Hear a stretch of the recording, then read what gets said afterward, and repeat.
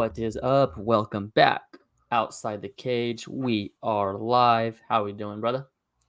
Doing pretty good, man. Finally got a day off of work during the week, so been able to chill a little bit today. Hit some golf balls earlier, lock in on some MMA, receive some new news as it is every day, some updated rankings. We got a Yes, lot sir. to get into this weekend. First off, how you doing as well? I'm good, brother. Can't complain. Got a packed show today.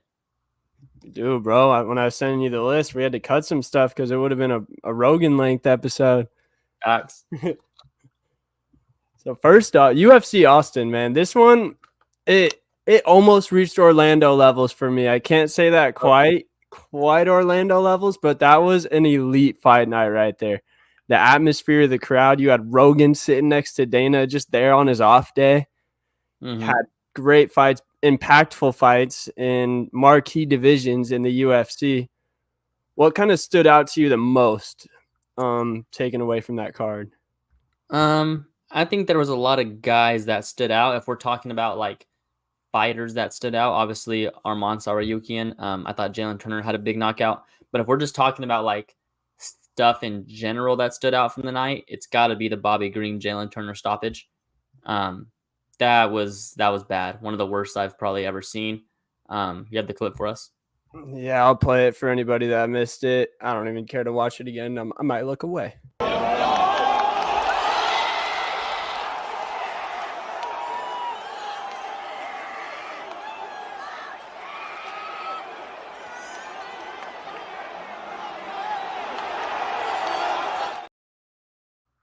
Bro, he was literally stuck for the last like 3. And even before that, 90% of times you see it get called when a fighter kind of If you're like on your back, you're on your back. Yep. Yeah, that's. Do we have a name of that ref? He didn't look familiar. Yeah, I had it earlier. It's like Hadkins or something like that. Like Todd Hadkins. No, it's not that, but it's a white name like that. It's just it's stuff like that that gives the people that are hesitant about the UFC, and the reason that UFC has a bad narrative in some states and some places is stuff like that. Like you just can't allow that. And I get it. Like Bobby Green's probably tougher than most.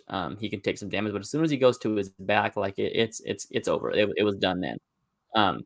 Feel bad for Bobby Green. That's just that can't happen. They have to go in there knowing that they're going to be protected. Obviously, they luck getting into a cage fight. All is fair, but you get mad at Jalen Turner. You have to stop. He has to keep going until he stops the fight. It's all in the refs. They just have to have more safety and they have to have more respect for the fighters. And they just got to be better. That's all it was. Yeah, man. It's a hard job. Don't get me wrong. Like it's split second decisions in there. And you see times where fighters do come back after crazy knockdowns, but that was just a whole nother level.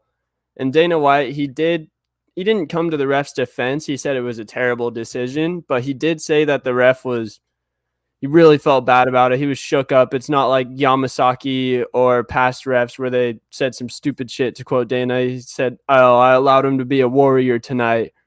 Yeah, wasn't anything like that. He didn't stand on it. He knew he made a mistake. He felt bad. It's just one of those jobs where you have, like, that was 10 seconds right there to make a decision that probably takes years off of Bobby Green's life. If we're being real, it's a high stakes, high pressure job, which is nuts. I don't think they should get rid of him or anything like that, but he's definitely got to be on the hot seat now. But if you're a fighter, obviously no fighter goes in thinking that they're going to lose, so it might not be on their mind. But like if I'm going in, I'm like, I don't want him as my ref. Fucking die in there. He's going to let me die. Like that's got to be a conversation too. But obviously that's not. I mean, again, I don't think no fighter goes in like, oh, I don't worry. I don't care who the ref is because I'm going to win. Like that's the mindset, and that's what the mindset kind of should be. But I mean, that's just. This is where we need a union. I think this is where we need some representation for the fighters, and that can't be allowed. And he should not be allowed to. I mean, I don't know. Again, I don't want to say he shouldn't be allowed, but how many chances do you get? So he gets one more chance to fuck up someone's life? Yeah, that's a good way to put it right there. Damn. That's a tough one. You even look at, would you say that this compared to I was going to compare it to like the Pat Barry Chet Congo thing. where Congo was getting wailed on for it seemed like almost this long and then somehow came back and won. There are times like that where it works in the fighter that's getting pummeled's favor, but this one was pretty unexcusable. I personally don't think you get rid of the guy just yet, but it's hard because, like you said, you just let him mess up someone else's life? Yeah. Fuck. Got me thinking now. Sometimes I'm glad. Sometimes I wish I had to make those decisions. I was in that seat, high up in the UFC, but then there's other times where I don't I'm even happy think that's. to I be think thrown it's the in. commission's decision. It's not even the UFC's decision. So if he tries to apply to ref in Vegas, the Nevada commission could be like, nah. I mean, and the Texas commission can be like, yeah. It's just like how Aljo's cleared in some states and he's not cleared in other states to fight. Dude, it's so one thing crazy. I want to say is I don't want to take away the win from Jalen Turner of what he did. That's a huge win for him. Fighting Bobby Green on short notice. Bobby Green's definitely not a tough out. A little bit of weight issues again for Jalen Turner. Yeah. What's the situation here? Does he have to go to 70? Dude, I mean, at some point you can't just let him keep missing weight. So he did make weight, but it was it after the time, or did he still barely make it within the? He didn't make it first time they gave him extended time, then he made it to 56. I mean, if you're really trying to be a title guy, he really thinks he's able to get a whole nother pound off of that weight right there. I know it's short notice, so he didn't get his full build up for the weight cut. I think he'll probably get a pass on this one because of that reason, that it was a week and a half or 2 weeks notice. But I'd say one more weight miss and he's probably got to move up. You saw with Paulo Costa, they had a little bit of leniency with him, I guess, but now he's got to move up. And I just think Paulo Costa has a big draw, so that obviously everyone wants to see Paulo Costa no matter what weight he's at. Not saying Turner's not a big draw, but I think just no one really takes Paulo seriously as like a contender. He's just like he's a big name fighter, so it's just kind of like whatever. Paulo's gonna miss weight, he's gonna miss weight. But Jalen Turner's actually trying to make a title run, so he definitely needs to figure that situation out. Yeah, and Turner's moved up to number 10 in the lightweight rankings, I believe now. Is right behind Hooker.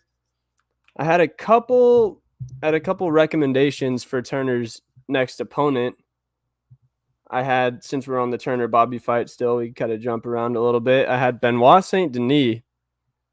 That would be a banger of a fight right there. I think you could even put that in as like a co-main for the diehards at least. Or another one I had was Moicano. Moicano was calling him out, said that they were allegedly scheduled to fight before this whole thing went down. Who knows how true that is? I think that would be a banger as well. And then this one, probably not, but I mean, maybe Beneil Dariush. They're kind of in that same tier now. Beneil dropped down to 7, Turner's up to 10. Usually you don't like to put a guy coming off a KO loss against a guy coming off a KO win. But it's my third option for a reason here. Yeah. Do you have anyone in mind for the Tarantula's next bout? I mean, we can just kind of get into lightweight rankings in general. With Arman Tsarukyan winning via knockout over Dariush in the first round, huge win for him. No one's booked in the lightweight division. Crazy. Do you have the top 15? Do you have the lightweight division? Do you have the lightweight rankings up? I could get it. I don't have the picture in here, but I can pull them up real quick. But I know that Tsarukyan is up to 4 now. I think he's only behind maybe Gaethje and Oliveira. Let's see. So Oliveira's 1, Gaethje 2, Poirier 3, Tsarukyan 4, and then Chandler 5, Gamrot 6, Beneil 7. Yeah. It's tough. It's an open slate right now. Yeah. This is what we live for. Anyone can go anywhere really. I like Tsarukyan as like a next title eliminator. I think he's a guy. I have him for a guy. I think he definitely deserves a title eliminator. Maybe a Gaethje. My cousin had texted me Oliveira versus Tsarukyan for a title eliminator, since Oliveira was supposed to have that title shot against Islam and he got hurt, so he missed it. Islam gonna fight? the winner. But or you could go Gaethje Islam, you could go They don't Oliveira wait. Islam, Gaethje Saryukian. They're not waiting and just gonna go. I think Charles gets the title shot next. I don't think he goes title eliminator. In that case, I love Saryukian versus Gaethje. I think Saryukian's a big enough name now to where those top guys, they have to fight him. They might not want to because he's still not a huge pay-per-view draw here in America, but amongst UFC fans and people that know the fight game even a little bit, they know that Saryukian is a force and that he is a legit title contender. He's probably had the closest fight against Islam besides Volk in that first one and the guy who KO'd Islam, I guess, earlier in his career. So he has a legitimate, we've seen him in there with Islam already. We know he can compete. So this is a guy that I think a lot of people would put their money on as the one that's able to dethrone Islam, or at least has the best chance of doing so. Yeah, definitely. And I think anytime you get a new fresh guy, kind of always think that he's the next guy. And it's interesting to see. Kind of the first time in a while we've had a different name in the top 5 in the lightweight division. It's kind of been the same guys: the Chandler, the Poiriers, the Gaethjes, Oliveira's, Makhachev. So interesting to see a new name here. I like Saryukin. I've been high on him. So yeah, I think, like you said, I think he's a big enough name now where you can sell him to a title fight or a title eliminator. The thing is I don't know if the guys in general, like, that's the thing about the lightweight division. It's why it's been so like repetitive, is because those guys like Poirier and Gaethje, they just want big fights. They want big names. So it's like, can you convince a Gaethje to fight a Saryukian? Like, I don't know. I mean, Gaethje fought Fiziev. I feel like that's similar to fighting Saryukian. If not, Saryukian's probably a bigger name now than Fiziev was at the time. Yeah, I'd agree. That's true. I feel like Gaethje almost kind of like took that one on the chin, though. He stooped down to that level so then he could go back up, win the BMF belt, headline a pay-per-view, and now he's kind of back into that upper tier. If the UFC offered him Saryukian, he might be like, I don't want to fight down again. Yeah. But I mean, money talks. Yeah. At the end of the day, if they offer him a crazy contract to fight, I don't think he says no. Yeah, and he's a 2-fight-a-year guy. He's already stated. Yeah, I'm interesting to see. Hopefully, like, again, like I want new names in that lightweight division. Same guys kind of getting old. My guy, Davison Figueiredo. I was calling for him for a big fight at 35. He gets it done, unanimous decision over Rob Font. He's likely going to come in the 35 rankings, I'd imagine. Yeah, he's at 8 now. Yeah, he's at 8. Okay, cool. Yeah, so yeah, I mean, you know me. I've been trying to get him big fights at this division. Peter Yan? I've been hearing that one. That would be elite.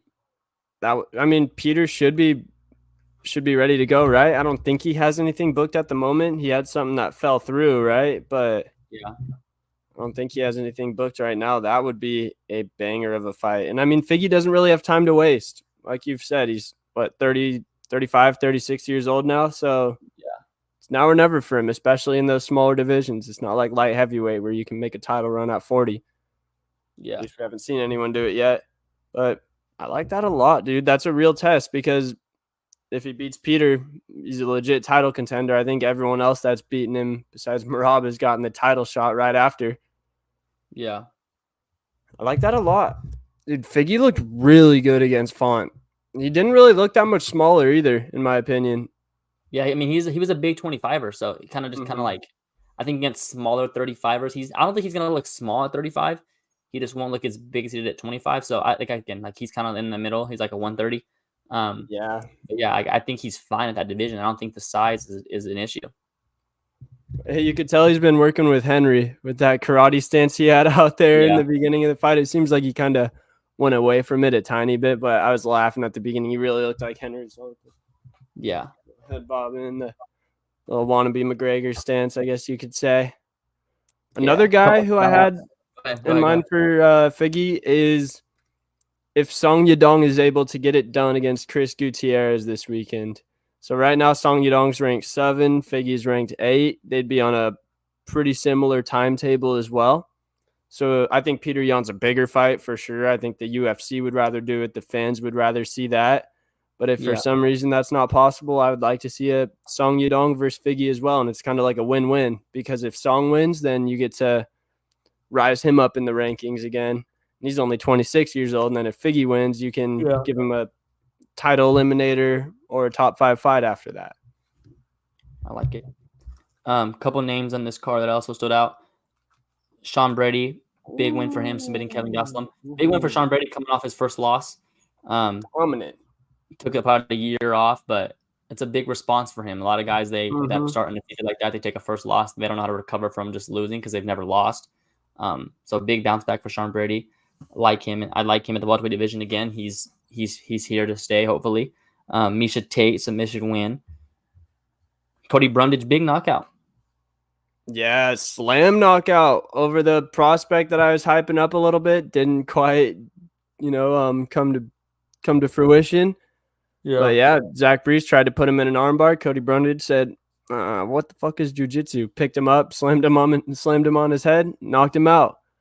And it was back-to-back slam KOs. In the fight right before that, our guy shouts Timbo Shug, Jakar Close, did basically the same thing. Knocked somebody out with a slam when they were trying to get him in an armbar. Yeah.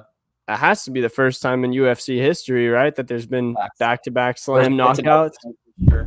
For sure, first back-to-back slams. That would be a terrible way to get KO. Just one moment you have an armbar, the next moment you're getting slammed on your head. Just seeing stars, punches raining down on you. I guess there isn't a good way to get knocked out, but yeah. You mentioned it this week. Song Yadong versus Chris Gutierrez. We're back in the Apex. Song Yadong minus 400, Chris Gutierrez plus 300. I'm guessing you like Song Yadong here. I do. Based off my thing for Figgy, I definitely like Song Yadong here. I think he's a very, very well-rounded fighter. His grappling is underrated, and then everyone knows about his striking. He's only 26, and he's had 28 professional fights, so he has a lot of experience for his age. I think even though he has 7 losses on his record, he's young enough to where he still has a long time to rise back up to the top. So this is a guy that I have on my radar to be fighting in the top 5 or fighting for a title sometime in the next 5 years. I'm a big Song Yadong guy, definitely. Yeah, I like Song Yadong. I like Song Yadong here too. Just younger. I think he's sharper. I think he's better. I think the line here is spot on. I think he just outclasses him. I think he just finds a way to get it done. I agree. Dude, Vegas has been good with the lines lately. I can't lie. I hate it when they are, but they've been hitting him on the head. Oh, one thing, speaking of Vegas, with the Jalen Turner, Bobby Green, that fight did end at 2 minutes and 49 seconds. So some people are saying maybe a little over half a round action. And it's not like the ref could look at the clock every second of the fight. Yeah. He sees it's at 2:10. He sees Green get knocked down 10 seconds later, and he's like, "Oh, I gotta play this safe. Let it go a little bit longer." Yeah, I don't know. Tough. I love my conspiracies. That's a crazy one, but hey, just throwing it out there. Yeah. I mean, yeah. Why not? Why can't? Why? I agree. Free speech, right? We're not in Canada. First Amendment exists here. Free James Krause. Facts, dude. He did nothing wrong, bro. He was just Vegas doesn't like it when people beat him. Yeah, facts. I agree.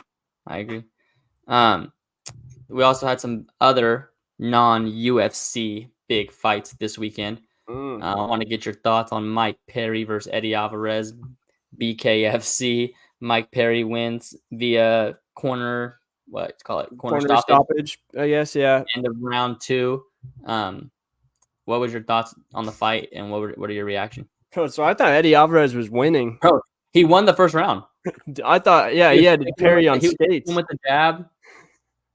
Bro, Perry looked like slow and wobbled, and he was just kind of staggering towards Eddie, but he just kept doing it, bro. It was insane. He, what's the word I'm looking for? He's like a zombie, dude. He got punched a couple times, or more than a couple, probably like 50 times with that jab. And I think he caught Alvarez maybe like 4 or 5 times really good, and that was somehow more than Alvarez's 50. Honestly, It's honestly just about Mike Perry's durability because Mm-hmm. Alvarez won round 1 and then round 2 was close. So it wasn't like Mike Perry really won the fight, like, No. from an Yeah. offensive point, he's just able to take more. Like, it's Mm-hmm. just it's the stuff he can take. It's like and then, like, the dudes that are fighting him, like, I can't take that many punches. Like, it's just that's not like, same thing with Rockhold. Like, I just can't take that many punches. And your hands too. Like Yeah, your hands are probably broken dude, after. I was thinking, like, why isn't it like a bigger sport? And like, you got Mike Perry and Eddie Alvarez, kind of like big name guys, obviously for guys that know UFC. Mm-hmm. It's just painful to watch, bro. I can't watch it. It's tough. Dude, I was thinking, how could somebody have longer than a 5-year career if they're doing only bare knuckle Yeah, without you their can't. body just getting destroyed? Like the amount of scar tissue on your face, the amount of Yeah, broken bones you would have in your hands over that time.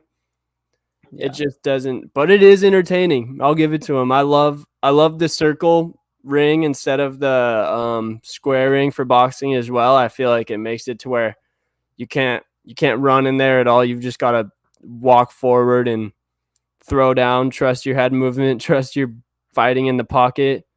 I think yeah, they got a good groove going. I think it's more for sickos that really just love violence, people that probably liked that Jalen Green or yeah. Jalen Turner, Bobby Green stoppage. Is there any But other guys in BKFC that's like a big name next for Mike Perry? that's the thing. He's been trying to call people out. He shot his shot with Anthony Pettis. I don't know if Pettis has done bare knuckle before, but I think that would be something that's pretty marketable, big. Um, I think Perry versus Jake Paul in boxing. Obviously, Jake Paul is not going to do bare knuckle, but I think Yeah, that's something that a lot of people would get behind just because Perry is extremely marketable and he's been the still a backup pretty a good couple times, fighter. right? Yeah, I thought he was scarier than the real fight every time he was the backup. Yeah. Like Dennis versus Logan Paul, I think he was the backup for that. Um, That's a terrible change of opponents. If you think you're fighting Dylan why Dennis and then you got to why fight Perry. can't he be successful in the UFC right now? I mean, he was decently successful. He was just another guy. He wasn't the guy in the UFC. He was still a guy that could go on a pay-per-view and be on the main card, but he's not going to be main eventing the pay-per-view like he is in BKFC. I just think it's kind of perfect for him because he's the best fighter over there too. Like you said, no one's as durable as him, so he might get outboxed for a round or two, but he's just going to keep marching forward and eventually break the other guy's will. That's really what it seems like in there. Bro, I Yeah. saw him. I saw him in this interview. He was messing with his nose because he has had this nose surgery, and he's literally just able to like push it into his face. And he's like, "No, I don't feel anything. I don't feel it. It's kind of just like a cheat code. Now I can get punched in the nose as much as I want. Nothing will happen." Just a Yeah, sicko. that's not. Um, One more thing. So Tom Aspinall, he had been calling for John Jones to vacate the belt. We'd seen Yuri Prohaska had to vacate it when he was out for a year. We saw Yeah. Jamal Hill have to vacate it when he was out for a year. So Aspinall is saying, why shouldn't John have to do it? We're both pretty big John Jones guys, so there might be a little bias involved in this one. But John No, Jones I don't. did come. I mean, okay, so here's my thing on it is Aspinall's the interim champ. So has anyone ever defended an interim belt? Not that I can recall. It seems like a I'm really saying, so weird you thing to can't just do. keep defending the interim belt. So like in my head, I'm like, yes, and everything that makes sense is like, yes, John has to Mhm. relinquish the belt, but you don't say that because it's fucking John Jones. Like, yes, he has to do it, but you just don't say it. Like, you know what I'm saying? You just don't say that. Like all the Um, logic is behind Aspinall on yeah, this one, he but 100% should vacate the belt, 100%. But you just don't say that because it's John Jones. That's the thing. You just don't say it. But also like I don't know what their plan is because I think they want the Stipe and John fight.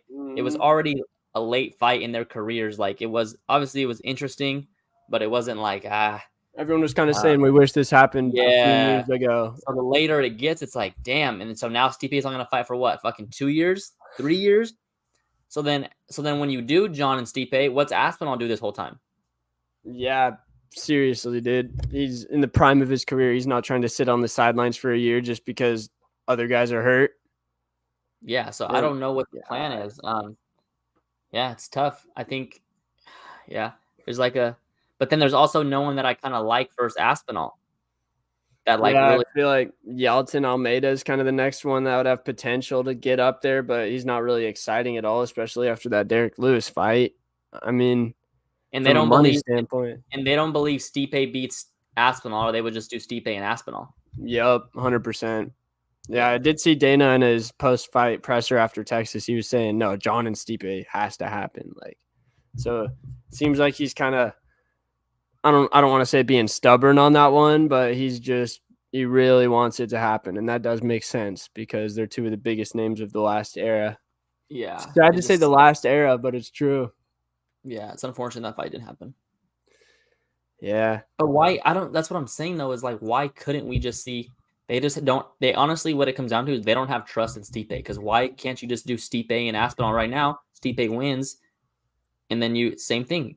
Stipe is the interim champ, and then you have John for the champ.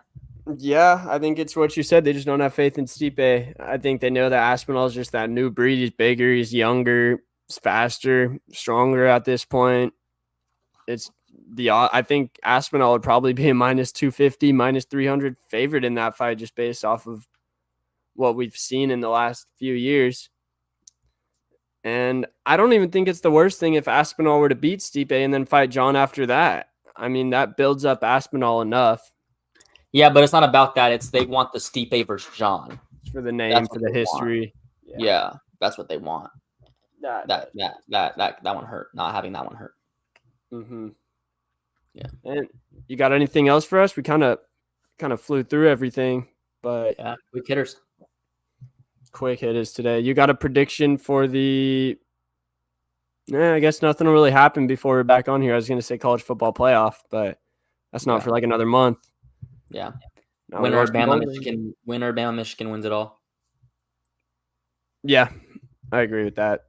I don't know who wins that game. I don't know who wins that game, but winner that one wins it all. Bama is really, bro. It's crazy that if Bama didn't get that crazy play against Auburn on that 4th down, none of this would have happened. If Auburn just didn't run a QB spy on 4th and 30 for no reason. Yeah. But hey, college football, it's what makes it great. Yeah, and one more thing before we get out of here, we got the 8 o'clock spot going live for the GRYD Network in about 25 minutes. So if y'all are looking to listen to some sports discussions, tune into that. It's always a great show. Yes, sir. And as always, thanks for a great show, Jalen. Appreciate hosting this thing with you. Always. Thank you. We will be back in a week. Deuces.